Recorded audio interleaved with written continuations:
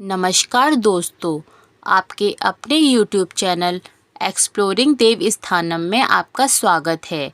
आज हम आपको अनंत चतुर्दशी के व्रत की कथा और उसके महत्व के बारे में बताने जा रहे हैं। अनंत चतुर्दशी के दिन भगवान अनंत देव की पूजा की जाती है। इसे विपत्ति से उभारने वाला व्रत कहा जाता है। इस दिन भगवान अनंत देव को सूत्र चढ़ाया जाता है और पूजा के बाद उस सूत्र को रक्षा सूत्र अथवा अनंत देव के तुल्य मानकर हाथ में पहना जाता है। माना जाता है कि यह सूत्र उनकी रक्षा करता है। आइए जानते हैं इसकी वास्तविक कथा। पौराणिक युग में सुमंत नाम का एक ब्राह्मण था जो बहुत विद्वान था। उसकी पत्नी भी धार्मिक स्त्री थी जिसका नाम दीक्षा था। सुमंत और दीक्षा की एक संस्कारी पुत्री थी जिसका नाम सुशीला था। सुशीला के बड़े होते होते उसकी माँ दीक्षा का स्वर्गवास हो गया। सुशीला छोटी थी। उसकी परवरिश को ध्यान में रखते हुए सुमंत ने कर्कशा नामक स्त्री से दूसरा विवाह किया। कर्कशा का व्यवहार सुशीला के साथ अच्छा नहीं था, लेकिन सुशीला में उसकी माँ दीक्षा के गुण थे। वो अपने नाम के समान ही सुशील और धार्मिक प्रवृत्ति की थी। कुछ समय बाद जब सुशीला विवाह योग्य हुई तो उसका विवाह कौंडिन्य ऋषि के साथ किया गया।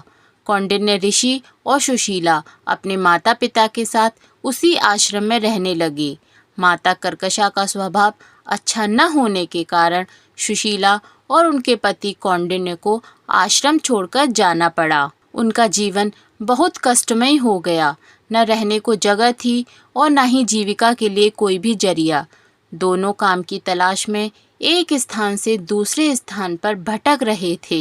भटकते भटकते वे दोनों एक नदी के तट पर जा पहुँचे, जहाँ उन्होंने रात्रि को विश्राम किया। उसी दौरान सुशीला ने देखा कि वहाँ कई स्त्रियाँ सज धज कर पूजा कर रही हैं और एक दूसरे को रक्षा सूत्र बांध रही हैं।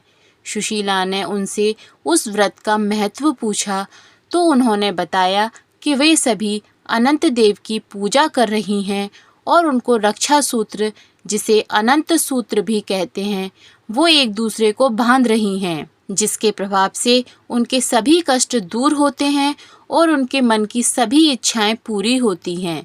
सुशीला ने व्रत का पूरा विधान सुनकर उसका पालन किया और विधि विधान से पूजन कर अपने हाथ में अनंत सूत्र धारण किया और अनंत देव से अपने पति के सभी कष्ट दूर करने की प्रार्थना की। समय बीतने लगा। ऋषि कौंडिन्य और सुशीला का जीवन भी सुधरने लगा। अनंत देव की कृपा से अब उनके घर में धन धान्य की कोई कमी नहीं थी। अगले वर्ष फिर से अनंत चतुर्दशी का दिन आया। सुशीला ने भगवान को धन्यवाद देने हेतु फिर से पूजा की और सूत्र धारण किया। सुशीला के नदी तट से वापस आने के बाद ऋषि कौंडिन्य ने सुशीला के हाथ में बने सूत्र के बारे में पूछा।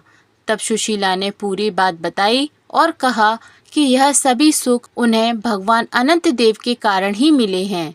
यह सुनकर ऋषि को बहुत क्रोध आ गया।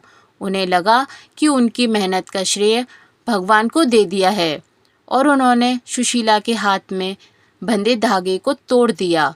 इस तरह से अपमान के कारण अनंत देव रुष्ट हो गए और धीरे धीरे ऋषि कौंडिन्य के सारे सुख दुख में बदल गए और वो वन वन भटकने को मजबूर हो गए।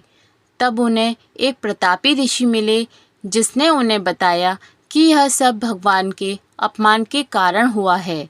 तब ऋषि कौंडिन्य को उनके पाप का आभास हुआ और उन्होंने विधि विधान से अपनी पत्नी के साथ अनंत देव का पूजन एवं व्रत किया। यह व्रत उन्होंने कई वर्षों तक किया, जिसके 14 वर्ष बाद अनंत देव प्रसन्न हुए और उन्होंने ऋषि कौंडिन्य को क्षमा कर उन्हें दर्शन दिए, जिसके फलस्वरूप ऋषि और उनकी पत्नी के जीवन में सुखों ने फिर से पुनः स्थान बनाया। अनंत चतुर्दशी व्रत की कहानी भगवान कृष्ण ने पांडवों से भी कही थी, जिसके कारण पांडवों ने अपने वनवास में प्रतिवर्ष इस व्रत का पालन किया था, जिसके बाद उनकी विजय हुई थी। अनंत चतुर्दशी का पालन राजा हरिश्चंद्र ने भी किया था, जिसके प्रभाव से राजा को अपना राजपाट वापस मिला था। इसी प्रकार अनंत चतुर्दशी के दिन भगवान अनंत देव की विधि विधान से पूजा करने से